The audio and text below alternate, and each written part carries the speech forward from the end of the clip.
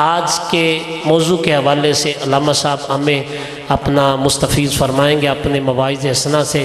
حضور مقصود کائنات، حضور بحیثیت مقصود کائنات حضرت علامہ مولانا پروفیسر محمد بشارت صدیق ہزاروی صاحب۔ نحمدہ ونصلی ونسلم علی رسولہ الکریم، اما بعد فاعوذ باللہ من الشیطان الرجیم، بسم اللہ الرحمن الرحیم۔ قال اللہ تبارک و تعالی فی الکلام المجید والفرقان الحمید، یا ایہا الناس قد جاءکم برہان من ربکم وَأَنزَلْنَا إِلَيْكُمْ نُورًا مُبِينًا۔ صدق اللہ مولانا العظیم وصدق رسولہ النبی الکریم، وَنَحْنُ عَلَى ذَلِكَ لَمِنَ الشَّاهِدِينَ وَالشَّاكِرِينَ وَالْحَمْدُ لِلَّهِ رَبِّ الْعَالَمِينَ۔ الصلاة والسلام علیکہ یا رسول اللہ وعلی آلکہ واصحابکہ یا حبیب اللہ۔ الصلاة والسلام علیکہ یا رسول اللہ وعلی آلکہ واصحابکہ یا حبیب اللہ۔ الصلاة والسلام علیکہ یا رسول اللہ وعلی آلکہ واصحابکہ یا حبیب اللہ۔ اچھی بات سکھاتے یہ ہیں، سیدھی راہ چلاتے یہ ہیں، انا اعطیناک الکوثر، ساری کثرت پاتے یہ ہیں۔ فیض جلیل آدم سے پوچھو، توبہ قبول کرواتے یہ ہیں۔ فیض جلیل نوح سے پوچھو، کشتی کنارے لگاتے یہ ہیں۔ فیض جلیل خلیل سے پوچھو، آگ میں باغ بناتے یہ ہیں۔ باپ جہاں بیٹے سے بھاگے، آ آ کہہ کر بلاتے یہ ہیں۔ ماں جہاں اکلوتے کو چھوڑے، لطف وہاں فرماتے یہ ہیں۔ رب ہے معطی، یہ ہیں قاسم، رزق اس کا ہے کھلاتے یہ ہیں۔ قصر دنا تک کس کی رسائی، جاتے یہ ہیں آتے یہ ہیں۔ حمد و ثنا کے بعد انتہائی واجب الاحترام قابل صد احترام بزرگوں اور دوستوں، میں اور آپ اس وقت آقا کائنات فخر موجودات خاتم النبیین شفیع المذنبین احمد مجتبیٰ حضرت محمد مصطفیٰ صلی اللہ علیہ وآلہ وسلم کی ولادت باسعادت کی خوشی میں منعقد اس تقریب سعید کے اندر شرکت کی سعادت حاصل کر رہے ہیں۔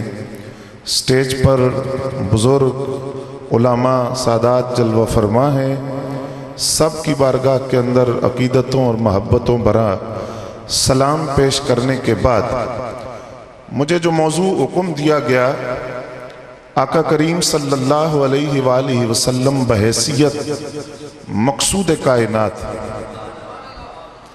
میں نے اپنے اس موضوع کو 3 حصوں میں تقسیم کیا ہے۔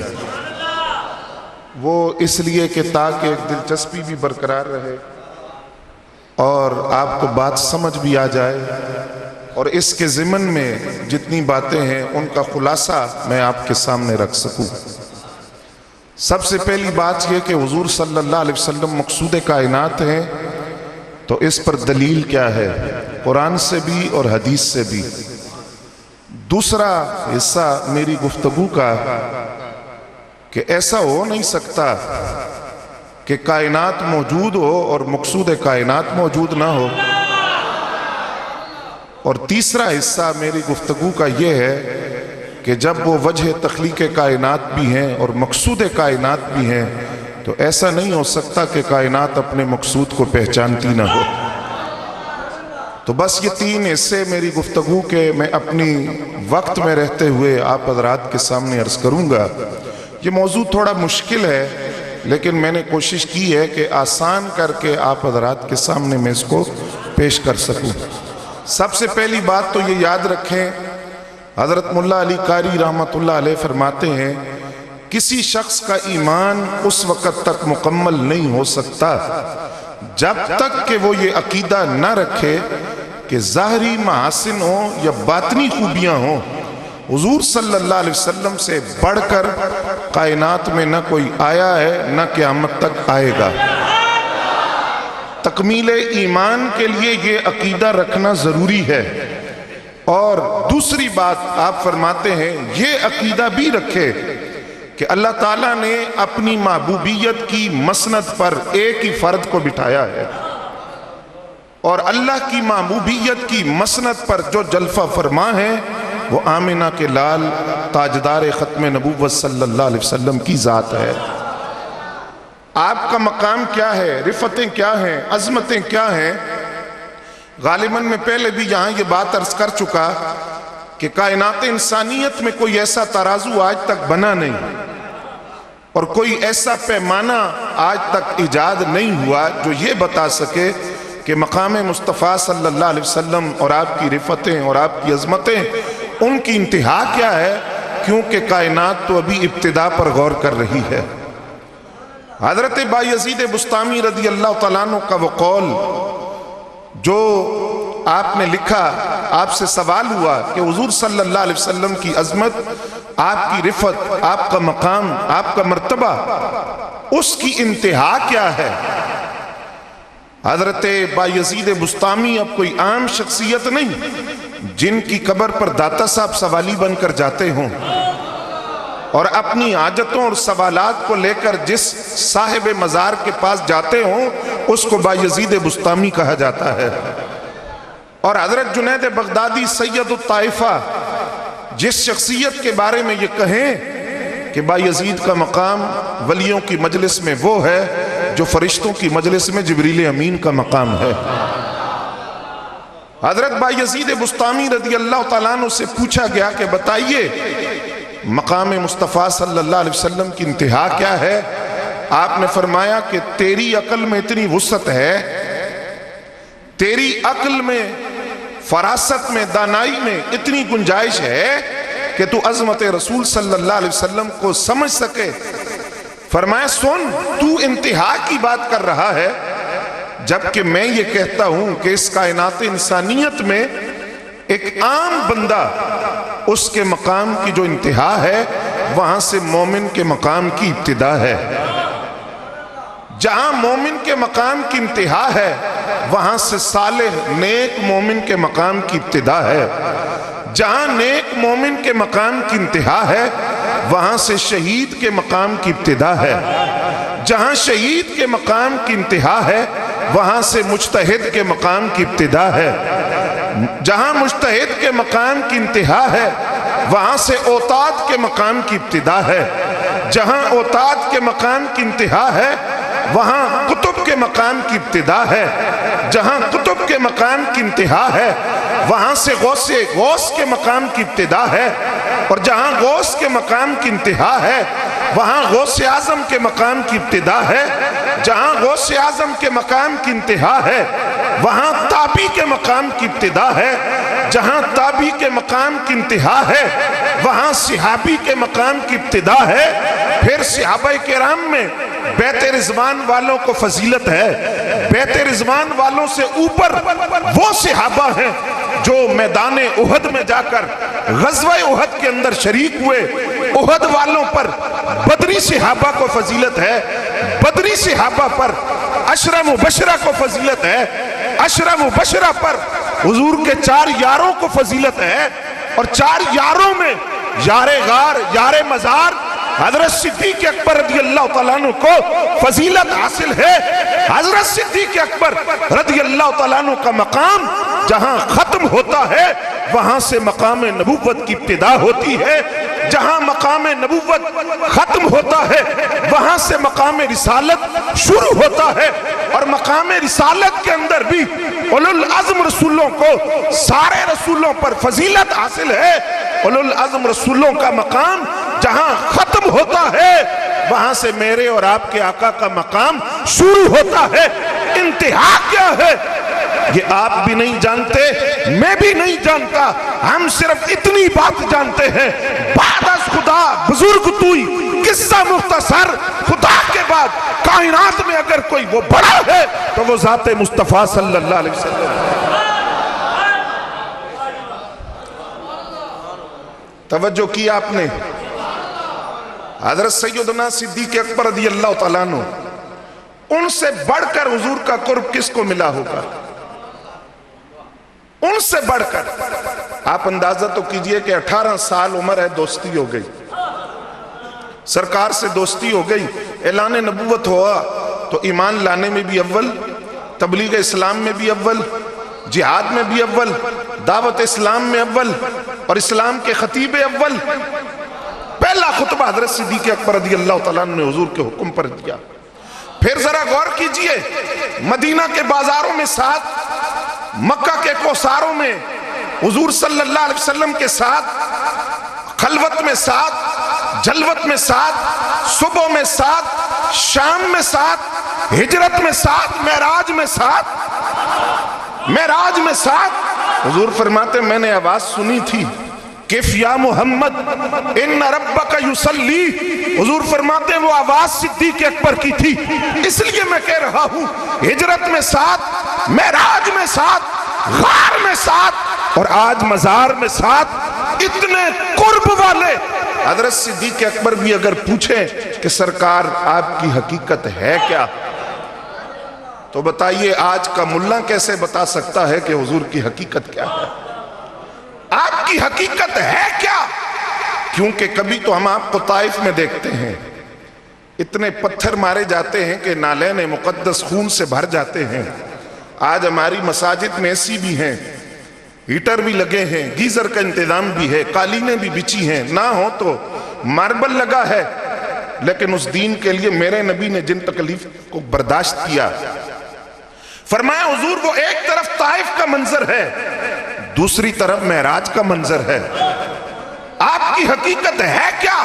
फरमाया प्यारे अबू बकर मेरी हकीकत क्या है ये मेरे रब के सिवा कोई नहीं जानता, मेरे रब के सिवा कोई नहीं जानता। मेरी हकीकत है क्या?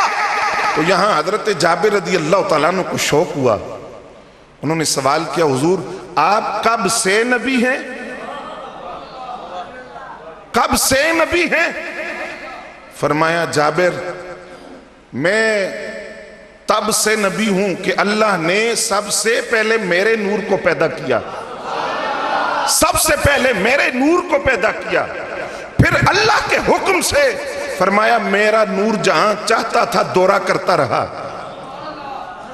फरमाया जाबिर पता है ये किस वक्त की बात है? उस वक्त आसमान भी नहीं थे, जमीन भी, अंबिया भी, रसूल भी, जन्नत भी, दोज़ख भी, आसमान भी, चरिंद भी, परिंद भी, जमादात भी, नबातात भी। फरमाया कुछ भी नहीं था तब भी तेरा नबी था।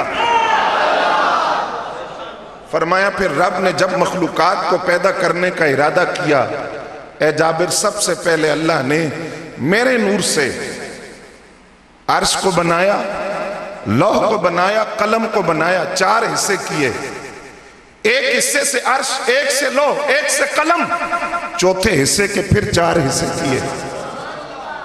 एक हिस्से से अर्श को उठाने वाले फरिश्ते, दूसरे हिस्से से कुर्सी को उठाने वाले, तीसरे हिस्से से बाकी फरिश्ते। फरमाया चौथे हिस्से के फिर 4 हिस्से किए। एक से इंसान को बनाया, एक से जमीन और आसमान को बनाया, एक से जन्नत और दोज़ख को बनाया, चौथे हिस्से से फिर 4 हिस्से किए। फरमाया एक से बंदे मोमिन के कान बनाए गए, दूसरे से बंदे मोमिन का दिल बनाया गया, मार्फत इलाही को समझने वाला।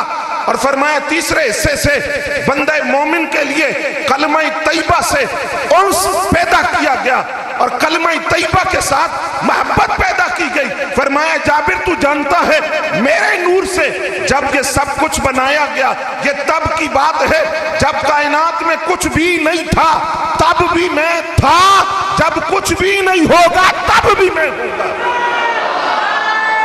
میری آپ سے ڈیمانڈ نہیں ہے کہ آپ سبحان اللہ کہیں، کیونکہ میرے لیے یاسر جمال صاحب کافی ہیں، لیکن آپ کا دل کرے، بات سمجھ آئے، پسند آئے، اور حضور کی ہر بات ہی پسندیدہ ہے، میری اور آپ کی بات تو نہیں نا، حضور کی بات ہو رہی ہے، تو آپ سبحان اللہ کہہ دیں، کوئی حرج نہیں ہے، ویسے قاری صاحب کافی ہیں۔ توجہ ہے آپ کی؟ حضرت صدیق اکبر رضی اللہ تعالیٰ عنہ تجارت کرتے تھے، فرماتے ہیں ابھی سرکار نے اعلان نبوت نہیں فرمایا، جبکہ اعلان نبوت سے پہلے بھی آقا نبی تھے۔ نبی جو ہوتا ہے وہ تو ماں کے پیٹ میں بھی نبی ہوتا ہے، عالم ارواح میں بھی نبی تھا، ابھی اعلان نبوت نہیں فرمایا۔ فرماتے میں شام گیا، میں نے شام میں خواب دیکھا کہ ایک سورج اور چاند میری گود میں آیا ہے۔ حضرت صدیق اکبر رضی اللہ تعالیٰ عنہ فرماتے میں نے اس کو سینے سے لگا لیا، چادر میں چھپا لیا، وہاں ایک راہب سے جا کر میں نے پوچھا اس خواب کی تعبیر کیا ہے؟ اس نے کہا کہاں سے آئے ہو؟ میں نے کہا مکہ سے۔ کس قبیلے سے ہو؟ بنو تیم سے۔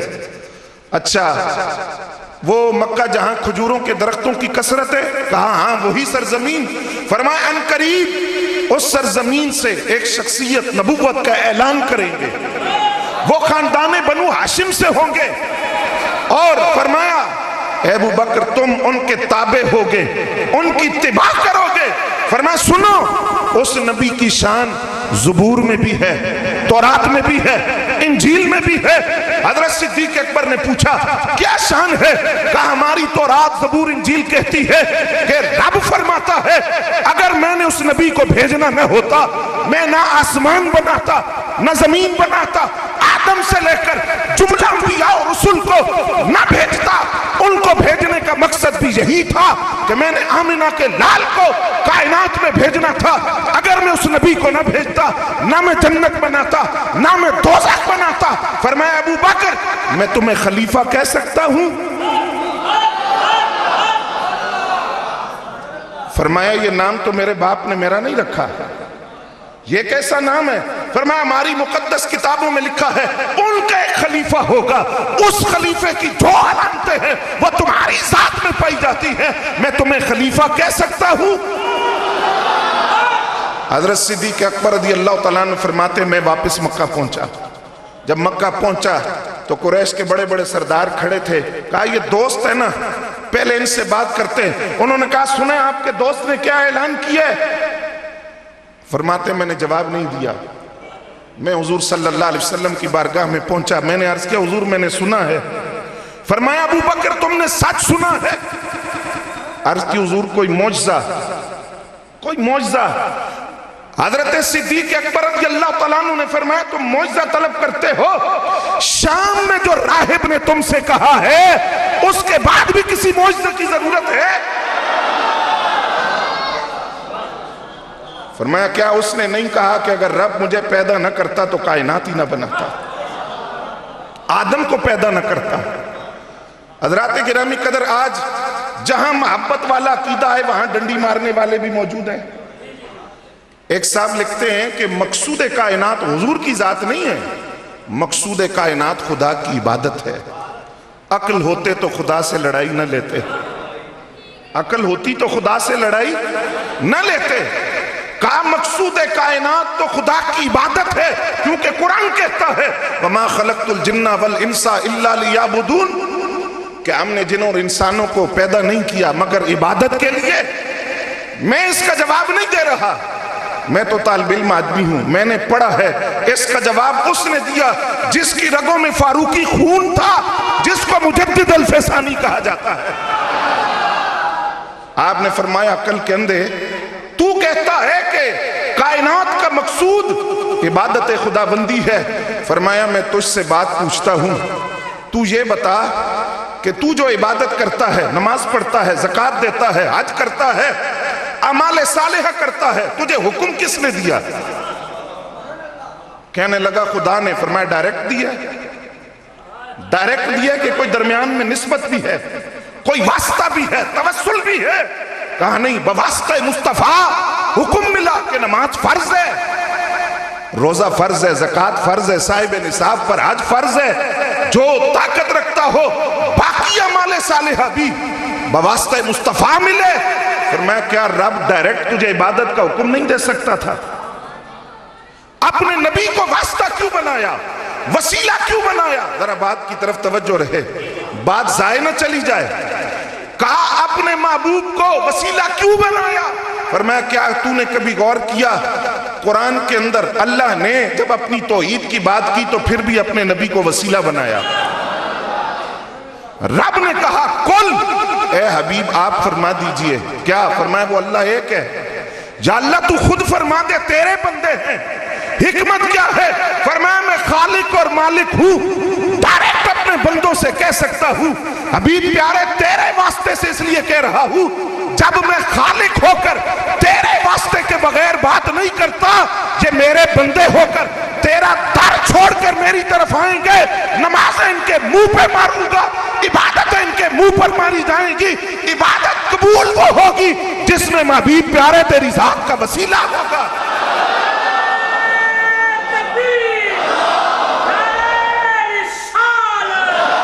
فرمایا تو کہتا ہے کہ کائنات کا مقصود عبادت خداوندی ہے. فرمایا تو نے کبھی سوچا عبادت خداوندی کا مقصود کیا ہے؟ جس کو تو مقصود کہہ رہا ہے اس کا مقصود کیا ہے؟ وہ تو قبول ہی نہیں ہوتی اگر اتباع رسول نہ ہو, اتباع سنت نہ ہو. امام ربانی پر قربان جاؤں, بڑی خوبصورت مثال دی. آپ فرماتے ہیں فجر سے پہلے کتنی سنتے ہیں؟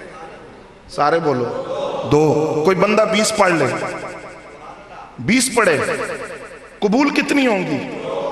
18 قبول کیوں نہیں ہوئی؟ جبکہ رکوع زیادہ ہیں, سجدے زیادہ, قرآن کی قرات زیادہ, اور تشہد زیادہ, درود زیادہ, قبول کیوں نہیں ہوئی؟ فرمایا تو 20 پڑھ, رب 2 قبول کر کے 18 تیرے منہ پہ مارے گا, قبول 2 ہی ہوں گی کیونکہ اس کے حبیب نے 2 ہی پڑھی تھی. تو کہتا ہے کائنات کا مقصود عبادت ہے, تو عبادت کا مقصود کیا ہے؟ دوسری مثال آپ نے دی, توجہ ہے, بات مشکل تو نہیں ہو گئی, مزید آسان کرتا. آپ فرماتے ہیں تو جو نماز پڑھتا ہے نا, نماز, اس نماز کا, روزے کا, زکوٰۃ کا, حج کا, دیگر اعمال صالحہ کا ثواب تجھے بعد میں ملتا ہے, پہلے کسی اور کو ملتا ہے. اس نے کہا حضور عبادت میری, ثواب کسی اور کو ملتا ہے پہلے, پھر مجھے ملتا ہے. کس کو ملتا ہے؟ فرمایا ذات مصطفیٰ کو ملتا ہے. اس نے کہا کیسے؟ امام ربانی مجدد الفسانی فرماتے ہیں ایسے کہ جب نماز کا حکم آیا تو صحابہ کرام نے حضور سے پوچھا, عرض کیا یا رسول اللہ صلی اللہ علیہ وسلم نماز فرض تو ہو گئی, یہ پڑھنی کیسے ہے؟ پڑھنی کیسے ہے؟ تو سرکار نے یہ نہیں فرمایا کہ وحی آئے گی اور وحی کے ذریعے جبریل تمہیں خبر دیں گے. سرکار نے کیا فرمایا؟ فرمایا صلو کما رأیتمونی اصلی, نماز اس طرح پڑھو جس طرح مجھے پڑھتے ہوئے دیکھتے ہو. جس طرح میں رکوع کروں گا اس طرح تم رکوع کرو گے, جس طرح میں سجدہ کروں گا اس طرح تم سجدہ کرو گے. اب امام ربانی فرماتے ہیں تیری نماز تو رسول اللہ کی اداؤں کو ادا کرنے کا نام ہے. تو جن کی اتباع میں نماز پڑھ رہا ہے, جنہوں نے تجھے نماز کا طریقہ سکھایا, جنہوں نے تجھے زکوٰۃ کے مسائل سکھائے, جنہوں نے تجھے حج کا طریقہ سکھایا, جنہوں نے تجھے روزے کے مسائل سکھائے, تیری عبادتوں کا ثواب تجھے بعد میں ملے گا, پہلے امام الانبیاء کو ملے گا. فرمایا سن, تجھے تو صرف تیری عبادت کا ثواب ملے گا, قیامت تک آنے والے خربوں مومنوں کی عبادتوں کا ثواب ان کو بعد میں ملے گا, پہلے ذات مصطفیٰ کو ملے گا. فرمایا تو عمل میں جتنی مرضی کثرت کر لے, تو عظمت مصطفیٰ کی کرتے راہ کو پہنچ سکتا نہیں. اگر تیرے نزدیک کائنات کا مقصود عبادت ہے تو عبادت کا مقصود ذات مصطفیٰ کا قرب ہے.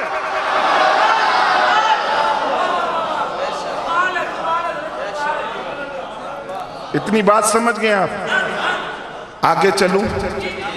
حضرات گرامی قدر, حضرت جبریل امین حاضر ہوئے سرکار کی بارگاہ میں. 24,000 مرتبہ جبریل امین آئے ہیں. اتنا کسی نبی کی بارگاہ میں نہیں گئے جتنا حضور کی بارگاہ میں آئے. بار بار آتے تھے. کہاں سے آتے تھے؟ سدرہ سے. عرش کا قرب چھوڑ کر بار بار آتے ہیں، بار بار آتے ہیں۔ کوئی کہے قرآن کی آیتیں لاتے تھے تو قرآن کی آیتیں 24,000 تو نہیں، بار بار آتے تھے۔ کیوں آتے تھے؟ محدثین کہتے ہیں جب سے سید الملائکہ، فرشتوں کے سردار اور بیت المعمور کے خطیب اور نوری فرشتوں کے سردار جبریل نے چہرے مصطفیٰ دیکھا تھا، جبریل کو سدرہ پر چین ہی نہیں آتا تھا۔ وہ بار بار حضور کا رخ انور دیکھنے آتے تھے تو سرکار نے ایک دن پوچھ ہی لیا، فرمایا جبریل میرے ورگا بھی کوئی تکے؟ کہا قلبت الارض مشارقہا و مغاربہا، ایک ہے چیز کو دیکھنا، ایک ہے چیز کو ٹٹولنا۔ یہ نہیں کہا کہ میں نے مشرق اور مغرب کو دیکھا ہے، نہیں، قلبت الارض، فرمایا ابھی پیارے میں نے زمین اور آسمان کو ٹٹول کر، الٹ پلٹ کر سارا دیکھ لیا۔ میں ساری کائنات پھرا ہوں، سارے نبیوں کی بارگاہ میں گیا، لیکن ابھی پیارے تیرے ورگا سونا پوری کائنات میں نہیں۔ توجہ ہے، ایک شاعر بھی یہاں بولا، وہ کہتا ہے آفاق ہا گردید ہم، میرے بتاں ورزید ہم، بسیار خوباں دید ہم، لیکن تو چیزیں دیگری۔ جبریل کہتے ہیں میں نے بڑے بڑے حسن و جمال کے پیکر دیکھے، ساری کائنات پھرا، ابھی تیری شان ہی نرالی ہے، تیری عظمتوں کا کیا کہنا، ابھی تیرے جیسا حسن و جمال والا میں نے نہیں دیکھا۔ تو سرکار نے پوچھا جبریل تو آتا جاتا رہتا ہے، آج بتا تو صحیح تیری عمر کیا ہے، تیری عمر کیا ہے؟ پوچھا جبریل سے تھا لیکن جواب سرکار نے خود دیا۔ جبریل امین نے عرض کیا حضور زیادہ تو نہیں جانتا، اتنی بات ہے کہ تخلیق کائنات سے پہلے، تخلیق کائنات سے پہلے چوتھے حجاب عظمت پر ایک ستارہ چمکتا تھا، چوتھے حجاب عظمت پر ایک ستارہ چمکتا تھا، اور وہ ستارہ 70,000 سال بعد ایک مرتبہ طلوع ہوتا تھا۔ فرمایا جبریل تو نے کتنی مرتبہ دیکھا ہے؟ فرمایا حضور وہ ستارہ جو 70,000 سال بعد ایک مرتبہ طلوع ہوتا تھا، میں نے اس ستارے کو 72,000 مرتبہ دیکھا۔ حدیث میں آتا ہے حضور مسکرائے، جب مسکراتے تھے تو دانتوں کی چمک دیوار پر پڑتی تھی۔ حضور مسکرائے اور فرمایا یا جبریلو وعزت ربی انا ذالک الکوکب، فرمائے جبریل مجھے رب کی عزت و جلال کی قسم ہے، وہ ستارہ جو 70,000 سال بعد ایک مرتبہ طلوع ہوتا تھا، تو نے اسے 72,000 مرتبہ دیکھا ہے، مجھے رب کی عزت و جلال کی قسم وہ ستارہ میں تھا۔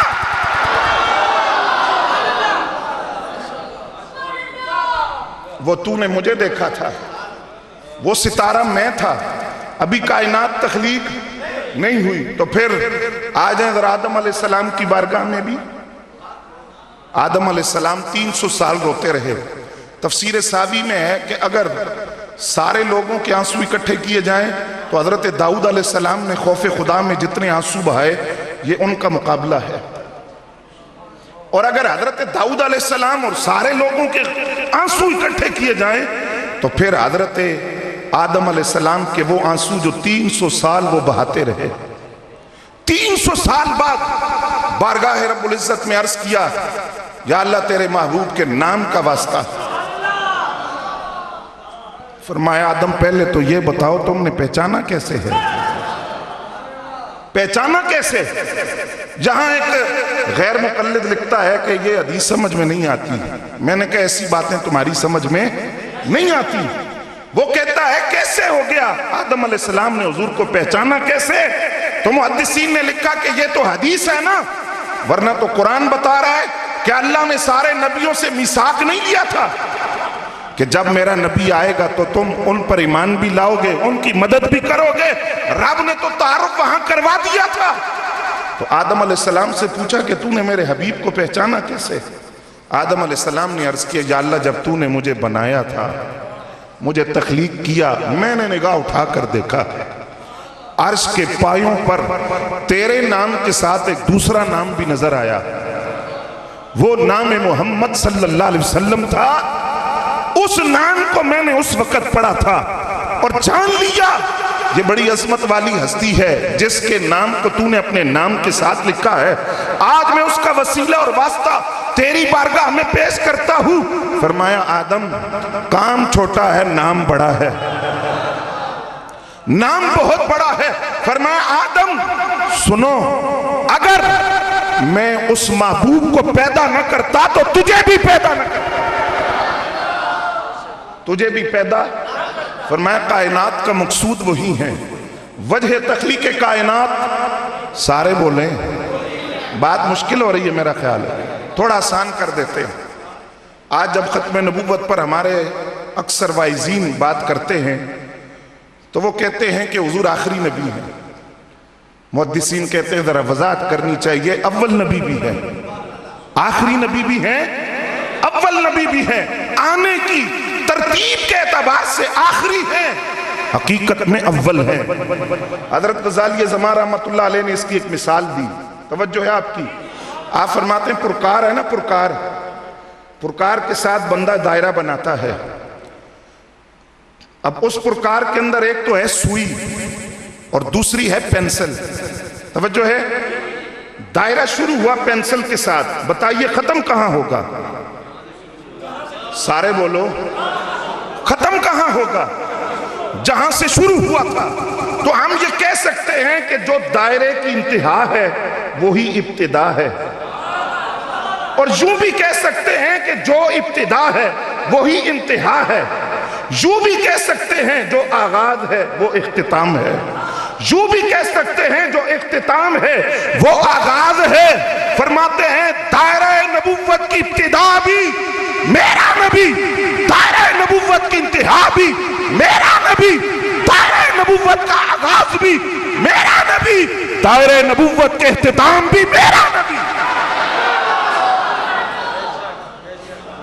ابتدا بھی انہی سے ہے، انتہا بھی، توجہ ہے آپ کی، ابتدا بھی انہی سے ہے، انتہا بھی انہی پہ ہے، اول بھی وہ ہیں، آخر بھی وہ ہیں، ابتدا بھی وہ ہیں، انتہا بھی وہ ہیں، آغاز بھی وہ ہیں، اختتام بھی وہ ہیں۔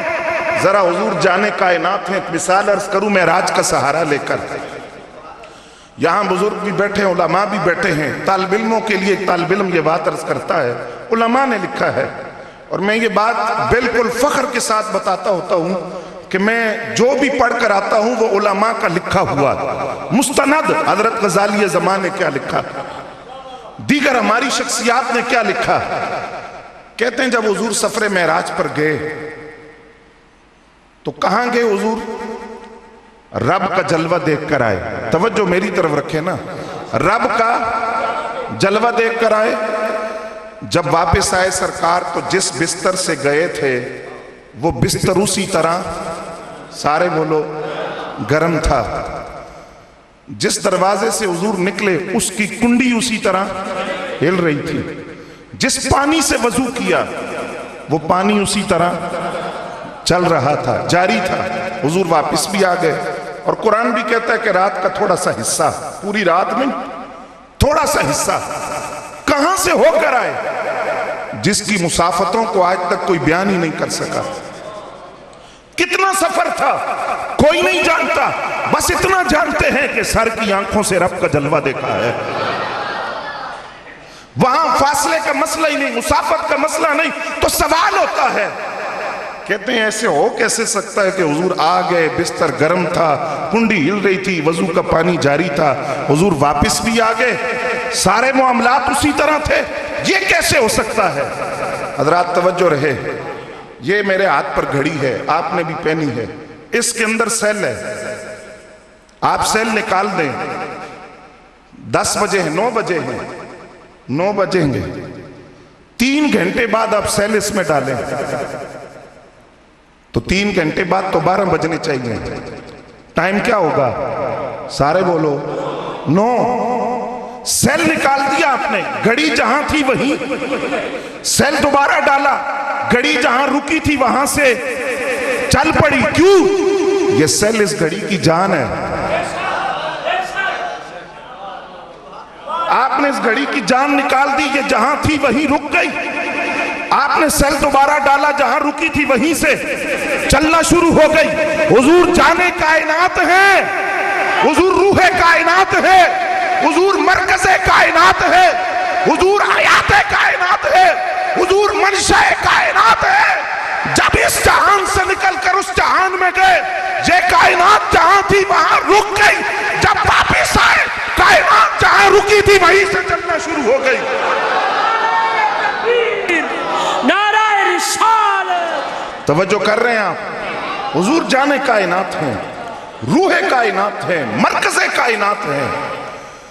اب یہ کہ حضور کب سے تھے، یہ قرآن سے سنیے. قرآن کہتا ہے وَمَا أَرْسَلْنَاكَ إِلَّا رَحْمَةً لِلْعَالَمِينَ. حبیب ہم نے آپ کو نہیں بھیجا مگر تمام جہانوں کے لیے رحمت بنا کر. جہان ہے کتنے؟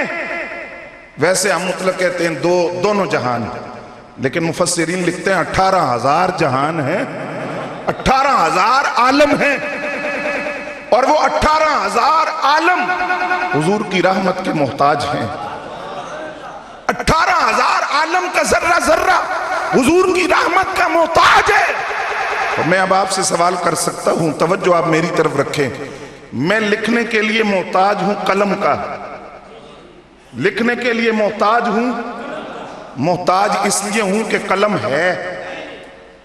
اگر قلم ہو ہی نہ تو مجھے کیا محتاجی، ایک چیز ہے ہی نہیں.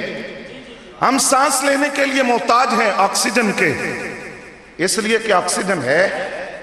ہو ہی نہ تو ہمیں کیا محتاجی ہے. میں بولنے کے لیے محتاج ہوں، آپ تک آواز پہنچانے کے لیے اس لاؤڈ سپیکر کا. اگر یہ ہو ہی نہ، لاؤڈ سپیکر نام کی کوئی چیز دنیا میں ہے ہی نہیں، بنی نہیں، ایجاد ہی نہیں، تو مجھے کیا محتاجی ہے اس چیز کی جو ہے ہی نہیں. ہم لکھنے کے لیے قلم کے محتاج اس لیے ہیں کہ قلم ہے. سپیکر میں بولنے کے لیے محتاج اس لیے ہے کہ سپیکر ہے. 18,000 عالم حضور کی رحمت کے محتاج ہیں، اس لیے کہ حضور تھے تو وہ محتاج ہیں نا. 18,000 عالم بعد میں آئے، جن کے وہ 18,000 عالم محتاج تھے وہ پہلے کائنات میں تھے. ان کی رحمت پہلے کائنات میں تھی تو تب 18,000 عالم ان کے محتاج ٹھہرے. اگر 2000 سال پہلے آدم علیہ السلام ان کے نام کا وسیلہ پیش کریں، توبہ قبول ہو جائے. 2000 سال پہلے ابھی سرکار کی کائنات میں جلوہ گری سارے بولو نہیں ہوئی. 2000 سال پہلے توبہ قبول ہو جائے. اور یہ بات یاد رکھیں، خطا نہیں تھی، وہ گناہ نہیں تھا، معصیت نہیں تھی، لغزش کا لفظ بولا ہے. یہ ہمارا عقیدہ ہے. انبیاء کرام معصوم عن الخطا ہیں. انبیاء کے علاوہ کوئی معصوم نہیں ہے، خطا سے محفوظ ہو سکتے ہیں، معصوم نہیں. انبیاء کرام معصوم ہیں، تو وہ ایک لغزش تھی، خطا نہیں، گناہ نہیں، معصیت نہیں. توبہ 2000 سال پہلے قبول ہوئی.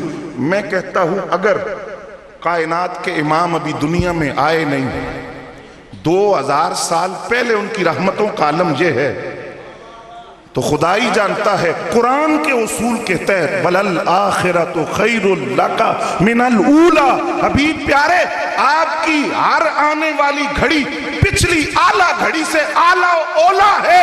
تو اگر اس وقت حضور کی رحمت کا عالم یہ تھا تو آج حضور کی شفقت اور رحمتوں کا عالم کیا ہوگا.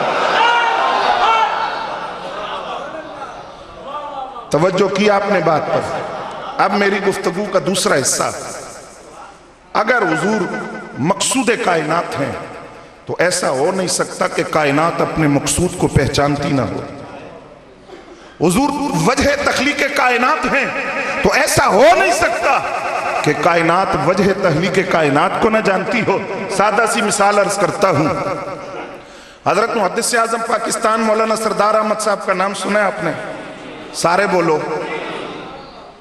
محدث اعظم پاکستان مولانا سردار احمد صاحب رحمت اللہ تعالی علیہ، بخاری پڑھائی جس طرح پڑھانے کا حق تھا اس طرح پڑھائی، کیونکہ بن عشق محمد کے جو پڑھتے ہیں بخاری، آتا ہے بخار ان کو بخاری نہیں آتی۔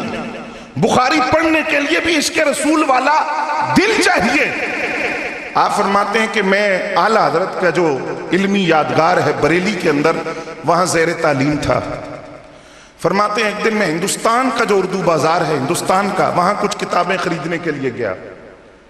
وہاں ایک بد مذہب عالم سامنے آ گیا، اس نے مجھے دیکھتے ہی زمین سے تنکا اٹھایا اور تنکا اٹھا کر مجھے کہنے لگا، سردار احمد تم کہتے ہو کہ نبی علیہ السلام ہر چیز کو جانتے ہیں، ہر چیز کا علم ہے، بتاؤ سرکار اس تنکے کو جانتے ہیں یا نہیں؟ جتنی چھوٹی سوچ اتنی چھوٹی بات۔ بریلی کے تاجدار کی سوچ دیکھیے، وہ کہتے ہیں اور کوئی غیب کیا تم سے نہاں ہو بھلا، جب خدا ہی نہ چھپا تم پہ کروڑوں درود۔ فرمایا جب خدا کا جلوہ دیکھ لیا تو پیچھے رہ کیا گیا ہے؟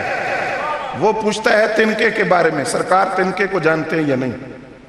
حضرت محدث اعظم پاکستان مولانا سردار احمد صاحب رحمۃ اللہ علیہ، آپ نے فرمایا تو پہلے مجھے بتا یہ تنکا سرکار کو جانتا ہے یا نہیں؟ تو پہلے میرے سوال کا جواب دے، میرے سوال کے جواب میں تیرے سوال کا جواب موجود ہے۔ اب سوچتا رہا کوئی بات یاد جبکہ اس کا جواب حدیث میں موجود ہے، لیکن ان کو چونکہ ایسی باتیں یاد ہی نہیں رہتی، ہم تو نشان لگاتے ہیں۔ یہ عظمت رسول کی بات آئی ہے حدیث میں، پہلے سفر پر نشانیاں لگائی ہوتی ہیں، یہاں حضور کے علم کا ذکر ہے، یہاں نورانیت کا ذکر ہے، یہاں اختیارات کا ذکر ہے، یہاں حضور کے باعث تخلیق کائنات ہونے کا ذکر ہے۔ فرمایا بتا یہ تنکا سرکار کو جانتے ہیں یا نہیں، پھر میں تجھے بتاؤں گا کہ سرکار اس تنکے کو جانتے ہیں یا نہیں۔ سوچ کر کہنے لگا مجھے تو جواب ذہن میں نہیں آ رہا۔ فرمایا میں تجھے بتاتا ہوں۔ فرمایا یہ بتا کیا سرکار نے یہ بات نہیں فرمائی کہ کائنات کی ہر خشک اور تر چیز جانتی ہے کہ میں اللہ کا رسول ہوں؟ کہا جی بالکل حدیث ہے، سرکار نے فرمایا کائنات کی ہر خشک اور تر چیز جانتی ہے کہ میں اللہ کا رسول ہوں۔ فرمایا اس خشک اور تر چیز میں یہ تنکا شامل ہے یا نہیں؟ کہا جی شامل ہے۔ فرمایا اس کا مطلب ہے یہ تنکا سرکار کو جانتا ہے؟ کہاں بالکل جانتا ہے۔ فرمایا عقل کے اندھے اگر یہ بے جان تنکا جانے کائنات کو جانتا ہے تو جانے کائنات اس بے جان تنکے کو کیوں نہیں جانتے؟ تنکے کے بارے میں تو کہتا ہے کہ تنکا ذات مصطفیٰ کو جانتا ہے، تو ذات مصطفیٰ صلی اللہ علیہ وسلم جن کو اللہ رب العزت نے ان کے سینے کو علم سے بھر کر کائنات میں بھیجا، تو وہ اس تنکے کو نہیں جانتے؟ تو پتہ چلا کائنات کا ذرہ ذرہ حضور کو جانتا ہے، کیونکہ وہ مقصود کائنات ہے۔ اس پر ایک دو باتیں اور سنیں پھر آخری حصے کی طرف آتا ہوں۔ جمعہ کا دن تھا، سرکار مسجد میں تشریف لائے،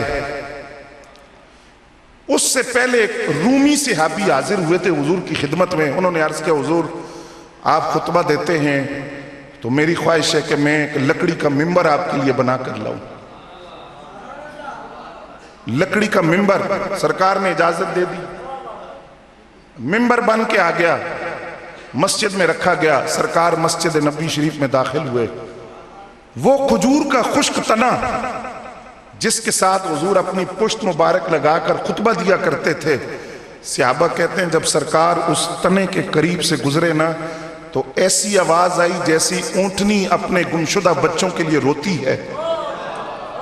وہ تنا رو رہا تھا، اور ایک روایت کے اندر ہے کہ حضور منبر پر بیٹھے ہوئے تھے، آپ نے اس خشک تنے کا رونا سنا، اور ایسا رونا تھا کہ مسجد نبوی میں جو حاضرین تھے صحابہ کرام ان پر بھی غم کی کیفیت طاری ہو گئی۔ حضور اترے، اس تنے کو اپنے سینے سے لگایا، فرمایا کیوں روتا ہے؟ فرمایا حضور وہ اعزاز آپ کی پشت مبارک کا مجھ سے لگنا آج لکڑی کا ممبر بن گیا۔ حضور نے اس کو تسلی دی اور صحابہ سے فرمایا اگر میں سینے سے نہ لگاتا نا اس کو قیامت تک کسی طرح روتا رہتا۔ پھر فرمایا سن اگر تو چاہے تو تجھے وہاں لگا دوں جہاں تو پہلے تھا، تو سرسبز و شاداب بھی ہو جائے گا، تیرے ساتھ پھل بھی لگ جائے گا، اور دوسری فرمایا اگر تو چاہے تو تجھے جنت میں لگا دوں، وہاں کیا ہوگا؟ فرمایا وہاں کوثر و تسنیم کی نہروں سے تو سیراب ہوگا، تیرے ساتھ کھجوریں لگیں گی، رب کے ولی اور مقرب بندے کھائیں گے۔ اب ظاہری بات ہے کہ اس تنے نے جو کہا وہ حضور نے سنا۔ نبی علیہ السلام نے 2 مرتبہ فرمایا ہاں میں نے کر دیا ایسا۔ صحابہ کرام نے پوچھا حضور کیا کہتا ہے؟ فرمایا یہ کہتا ہے مجھے آخرت پیاری ہے، آپ مجھے جنت میں لگا دیں۔ تو حضور نے فرمایا میں نے ایسا کر دیا۔ کس نے کہا؟ سارے بولو، کس نے کہا؟ فرمایا میں نے ایسا کر دیا۔ یہ نہیں کہا کہ رب کی بارگاہ میں عرض کیا ہے، رب نے کر دیا۔ فرمایا میں نے ایسا کر دیا اس اختیار کی بنیاد پر جو اختیار رب نے مجھے دیا ہے کہ میں اللہ کے حکم سے کائنات کا مالک اور مختار بن کر کائنات میں آیا۔ نعرہ تکبیر، نعرہ رسالت۔ توجہ ہے آپ کی؟ کائنات کی ہر چیز حضور کو، سارے بولو، آج بھی پہچانتی ہے، آج بھی پہچانتی ہے، ہر چیز حضور کو پہچانتی ہے۔ اس پر ایک اور مثال عرض کر کے تیسرا اور آخری حصہ اس کو بیان کرتا ہوں۔ حضور صلی اللہ علیہ وسلم کی عمر مبارک ہے 12 سال۔ پہلا تجارتی سفر حضور نے اپنے چچا کے ساتھ کیا، ابو طالب کے ساتھ، ملک شام کی طرف۔ راستے میں ایک راہب تھا، بحیرہ نامی راہب، وہ راستے میں تھا، جھونپڑی تھی اس کی، اور وہ اپنا عبادت خانہ کھول کر کسی کو ملا نہیں کرتا تھا، ملاقات نہیں کرتا تھا۔ اب جب حضور صلی اللہ علیہ وسلم کا تجارتی قافلہ وہاں سے گزرا، وہاں قیام کیا، سٹے کیا، جب وہ قافلہ رکا تو خلاف معمول، کبھی ایسا پہلے ہوا، توجہ ہے آپ کی، ایسا پہلے کبھی ہوا نہیں تھا، خلاف معمول اس نے دروازہ کھولا۔ دروازہ کھول کے وہ باہر نکلا، اس نے اس تجارتی قافلے سے کہا میں تمہاری دعوت کرنا چاہتا ہوں، دعوت قبول کرو گے؟ کہا قبول ہے۔ فرمایا کھانے کا وقت ہو گیا تو کھانے کے لیے آ جانا۔ 12 سال عمر ہے نبی علیہ السلام کی، کھانے کا وقت ہوا۔ ابو جہل، ابو لہب، یہ جو سردار تھے قریش کے، انہوں نے مل کر کہا اے محمد صلی اللہ علیہ وسلم، آپ کی عمر ابھی کم ہے، بچے ہیں، آپ سامان کی حفاظت کریں، ہم کھانا کھا کر ابھی آتے ہیں۔ جب یہ سارے سردار راہب کے دروازے پر پہنچے تو اس نے ایک ایک کا چہرہ دیکھا، ایک ایک کا چہرہ دیکھنے کے بعد کہنے لگا وہ کدھر ہے؟ کون؟ فرمایا وہ 12 سال کا بچہ جو ساتھ آیا ہے، کدھر ہے؟ کہا وہ سامان کی حفاظت کر رہے ہیں۔ تو اس نے کہا تم کدھر آئے ہو؟ دعوت کے لیے۔ فرمایا میں تو تمہیں جانتا ہی نہیں، میں تو اس بچے کو جانتا ہوں، اس کو لے کر آؤ، اس کے صدقے تمہیں کھلا رہا۔ سرکار دو عالم صلی اللہ علیہ وسلم تشریف لائے، 12 سال عمر حضور کی۔ اس نے پوچھا ساتھ کون ہے؟ آپ کے چچا آگے بڑھے، کہا ان کی حفاظت کرنا۔ کہا کوئی خاص بات ہے؟ کہا ہاں خاص بات ہے ایک، وہ یہ کہ ہماری مقدس کتابوں کے اندر آخری نبی کی جو نشانی لکھی گئی ہے، ان علامات اور ان نشانیوں میں سے ایک نشانی یہ ہے کہ وہ نبی جس راستے سے گزرے گا اس راستے کا ہر پتھر اس کو سجدہ کرے گا، ہر درخت اس کو درود پڑھ کر سنائے گا۔ وہ بحیرہ نامی راہب کہتا ہے میں اپنے عبادت خانے سے دیکھ رہا تھا جب یہ 12 سال کا بچہ ابو طالب تمہارا بھتیجا جب گھاٹی سے نیچے اتر رہا تھا تو میں نے دیکھا راستے کا ہر درخت اس کو سجدہ کر رہا تھا، ہر پتھر درود پڑھ کر سنا رہا تھا، یہ آخری نبی کی علامات ہے۔ اور اس نے کہا ابو طالب میرا وعدہ رہا اگر میں اس وقت تک زندہ رہا جب یہ بچہ اپنی نبوت کا اعلان کرے گا تو میں تم سے وعدہ کرتا ہوں اگر میں اس وقت زندہ ہوا میں عیسائیت چھوڑ کر دین محمدی کا پٹا اپنے گلے میں ڈال دوں گا۔ فرمایا ان کو تو درخت بھی جانتے ہیں، پتھر بھی جانتے ہیں، بادل بھی جانتے ہیں، دریا بھی جانتے ہیں، نہریں بھی جانتی ہیں۔ اب آئیے آخری حصے کی طرف۔ جب کائنات ہے، توجہ ہے آپ کی، کائنات ہے تو ایسا نہیں ہو سکتا کہ مقصود کائنات نہ ہو. جب کائنات ہے تو ایسا نہیں ہو سکتا کہ حیات کائنات نہ ہو. جب کائنات ہے تو ایسا نہیں ہو سکتا کہ منشأ کائنات نہ ہو. جب کائنات ہے تو ایسا نہیں ہو سکتا مبدأ کائنات نہ ہو. جب کائنات ہے تو ایسا نہیں ہو سکتا کہ جانے کائنات نہ ہو. کائنات ہے تو جانے کائنات بھی ہے, کائنات ہے تو مقصود کائنات بھی ہے, کائنات ہے تو منشأ کائنات بھی ہے, کائنات ہے تو مبدأ کائنات بھی ہے, کیونکہ کائنات چل ہی ان کے دم قدم سے رہی ہے. اب کوئی سوال کرے کہ وہ تو قبر میں ہے, سانس نہیں چل رہی, دل کی دھڑکن نہیں ہے, تو زندہ کیسے ہیں؟ تو حضرات گرامی قدر حضرت غزالی زمان نے لکھا, بڑے لوگوں کی بڑی باتیں. وہ فرماتے ہیں عقل کے اندھو, تم زندہ رہنے کے لیے سانسوں کے محتاج ہو, وہ نہیں محتاج. دل کی دھڑکنوں کے تم محتاج ہو, دل کی دھڑکنیں چل رہی ہیں تو تم زندہ ہو, وہ محتاج نہیں ہے. آپ فرماتے ہیں سنو دلیل. شک صدر ہوا کتنی مرتبہ؟ 4 مرتبہ. کیسے ہوا؟ جبریل امین آئے, حضور صلی اللہ علیہ وسلم کا سینہ اقدس چاک کیا گیا, قلب اطہر کو نکالا گیا, زمزم کوثر و تسنیم سے اس کو دھویا گیا. پھر غزالی زمان نے یہاں ایک بڑی ایمان افروز بات بھی لکھ دی. فرمایا کوئی یہ نہ سمجھے کہ ساتھ کوئی میل تھا جس کو دھویا گیا, نہیں, زمزم کوثر اور تسنیم کو اعزاز بخشا جا رہا تھا کہ تم نے حضور کے قلب اطہر کو مس کیا.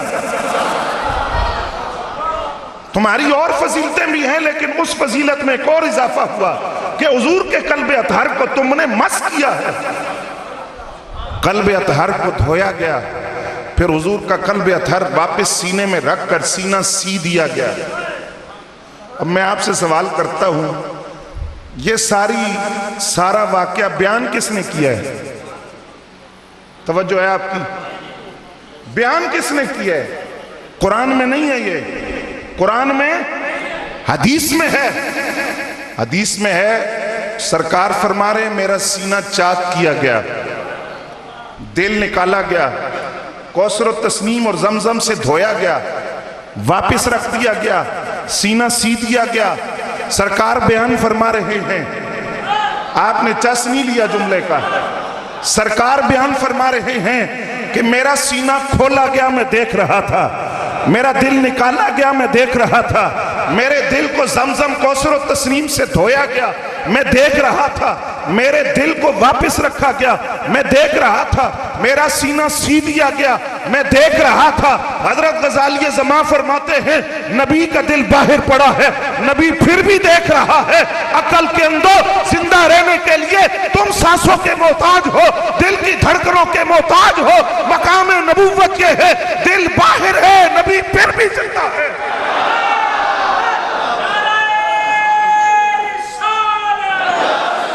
حضرات آخری بات کہ حضور صلی اللہ علیہ وسلم ہیں تو کائنات ہے. کائنات ہو جانے کائنات نہ ہو, عجیب فلسفہ ہے. کائنات ہو روح کائنات نہ ہو, مقصود کائنات نہ ہو, وجہ تخلیق کائنات نہ ہو. یہ فلسفہ ہماری سمجھ میں آتا, ہمیں صرف حضور کی عظمت کی باتیں سمجھ آتی ہیں, کیونکہ ہم حضرت حبیب بن زید انصاری کے چاہنے والے ہیں. جب ان سے کہا تھا کہ میں نبی ہوں, آپ نے فرمایا مجھے آواز ہی نہیں آ رہی, کیا کہہ رہے ہو؟ اس نے کہا محمد صلی اللہ علیہ وسلم کے اللہ کے آخری نبی ہیں. فرمایا ہاں یہ آواز آئی ہے مجھے, یہ آواز مجھے آئی ہے. اس لیے ہم صرف حضور کی عظمت کی باتیں سنتے ہیں کہ کائنات ہے تو جانے کائنات بھی ہے. آخری بات, اس پر بات ختم. حضور فرماتے ہیں جب میں سفر معراج پر جا رہا تھا, فرماتے ہیں اذا مررت بقبر موسیٰ فرأیت هو یصلی قائما فی قبرہ. جب میں موسیٰ علیہ السلام کی قبر کے قریب سے گزرا, رأیت میں نے دیکھا, فرأیت میں نے دیکھا, وہ یصلی قائما وہ کھڑے ہو کر نماز پڑھ رہے. یہاں ملتان کا تاجدار پھر بولا. حضرت غزالی زمان نے یہاں بھی ایک بات کی. آپ فرماتے ہیں یصلی کا جو لفظ ہے نا، یصلی صلاۃ سے، اس کا ایک معنی تو ہے نماز پڑھنا اور ایک اس کا معنی ہے درود پڑھنا.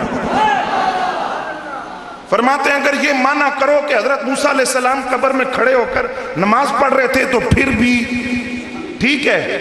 اگر یہ معنی کرو کہ جب سرکار کی سواری وہاں سے گزری تو موسیٰ علیہ السلام قبر میں کھڑے ہو کر آقا پر درود پڑھ رہے تھے تو پھر بھی ٹھیک ہے. وَيُصَلِّ قَائِمًا فِي قَبْرِهِ، سرکار فرماتے ہیں میں نے دیکھا موسیٰ علیہ السلام قبر میں کھڑے ہو کر نماز پڑھ رہے ہیں. اب یہاں بہت ساری باتیں ہیں لیکن نہیں سناؤں گا کیونکہ معراج سے تعلق رکھتی ہیں. ہم میلاد بیان کر رہے ہیں، معراج پر بلائیں گے پھر انشاءاللہ سناؤں گا آپ کو. اگلی بات، سرکار فرماتے میں مسجد اقصی میں پہنچا، موسیٰ وہاں موجود تھے. پہلے قبر میں دیکھا، سرکار فرماتے مسجد اقصی میں پہنچا جہاں نبیوں کا اکٹھ تھا. سارے نبی اور رسول کھڑے تھے حضور کے انتظار میں. فرماتے ہیں وہاں پہنچا تو موسیٰ علیہ السلام وہاں موجود تھے. پھر حضور فرماتے میں آسمانوں کی طرف بلند ہوا، چھٹے آسمان پر گیا تو موسیٰ وہاں موجود تھے. سرکار فرماتے ہیں 50 نمازوں کا تحفہ لے کر واپس آیا، چھٹے آسمان پر دیکھا تو موسیٰ پھر وہاں موجود تھے. تعجب کی بات ہے، سرکار فرماتے ہیں میں نے موسیٰ علیہ السلام کو قبر میں دیکھا، مسجد اقصی میں گیا تو وہاں دیکھا، چھٹے آسمان پر گیا تو وہاں دیکھا. دیکھا تو سارے نبیوں کو، لیکن چونکہ صرف قبر کا ذکر موسیٰ علیہ السلام کا ہے اس لیے میں دلیل کے طور پر یہ بات لایا ہوں، ورنہ دیکھا سارے نبیوں کو ہے. فرمایا موسیٰ کو میں نے قبر میں دیکھا تھا، پھر میں نے مسجد اقصی میں دیکھا، پھر چھٹے آسمان پر جاتے ہوئے دیکھا، پھر چھٹے آسمان پر آتے ہوئے دیکھا. تو میں پوچھنا چاہتا ہوں اگر موسیٰ علیہ السلام قبر میں صرف زندہ ہی نہیں بلکہ قبر سے جہاں چاہے جدھر چاہے جس وقت چاہے اٹھ کر جا بھی سکتے ہیں، آ بھی سکتے ہیں، اگر کلیم اللہ کی شان یہ ہے خدا ہی جانتا ہے حبیب اللہ کی شان کیا ہوگی. اللہ رب العزت سے دعا ہے ان باتوں کو سمجھنے کی، ان پر عمل کرنے کی توفیق عطا فرمائے. وما علینا الا